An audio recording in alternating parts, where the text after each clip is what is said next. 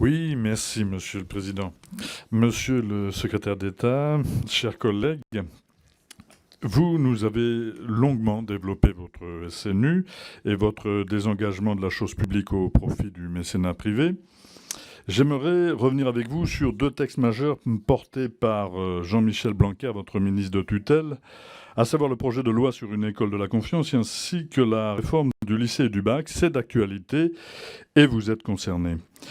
Vous l'avez sans doute remarqué, ces textes sont loin de faire l'unanimité, que ce soit auprès du corps enseignant, des parents d'élèves ou encore des étudiants eux-mêmes, à juste titre. Pour le premier, on peut craindre qu'il ne porte atteinte à la liberté d'expression de la communauté éducative et ne fasse peser sur eux un climat de suspicion permanent. Plex est aussi des économies au détriment des enfants, les écoles des quartiers populaires et des communes rurales laissées à l'abandon.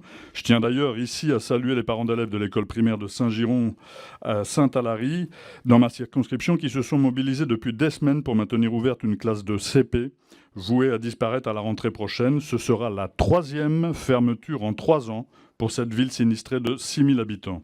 Vous comprendrez alors que j'ai du mal à croire, monsieur le ministre, lorsqu'il parle d'une loi profondément sociale. Enfin, les 100 000 accompagnants des élèves en situation de handicap, AVS et AESH, seront toujours précaires et peu formés. Concernant l'autre réforme sur le lycée, elle aura la fin du bac national, des suppressions de postes et une mise en concurrence entre les élèves et les établissements. Depuis plusieurs mois, enseignants, parents d'élèves et lycéens se mobilisent pour revendiquer leur hostilité envers ces textes. Les manifestations et les grèves se multiplient jusqu'à cet appel lancé par le SNES qui menace d'une grève des enseignants le premier jour du bac. Pour l'instant, les seules réponses apportées sont les tentatives d'intimidation et la répression excessive et injustifiée. Je ne prendrai qu'un exemple, celui d'enseignants venus manifester pacifiquement le 23 mai dernier avec une banderole devant la préfecture de Toulouse et qui ont été gazés et massacrés. Et matraqués d'abord, massacrés peut-être après. Merci, pour l'instant, on a juste le matraquage. 9 d'entre eux ont également été arrêtés. Ça va. Oui, je finis tout de suite. Été arrêtés et relâchés sans poursuite d'ailleurs, parce que rien ne justifiait de tels actes. Alors, monsieur le secrétaire d'État, ma question est la suivante. Merci. Monsieur le ministre, à vous de répondre à cette première question.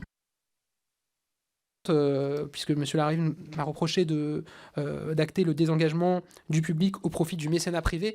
Moi, je veux rappeler, je le fais à chaque fois, mais que derrière tout mécénat et derrière tout don, il y a un soutien public, puisqu'il y a une défiscalisation. Donc quand on dit désengagement des pouvoirs publics au profit du mécénat, c'est un non-sens, puisque le mécénat lui-même est soutenu par la défiscalisation et par les pouvoirs publics. Donc il faut arrêter d'opposer l'un à l'autre. On est dans une société où culturellement les choses évoluent beaucoup, les entreprises s'engagent davantage parce qu'elles y ont aussi intérêt, parce que les citoyens sont beaucoup plus attentifs dans leur consommation à ce que font les entreprises.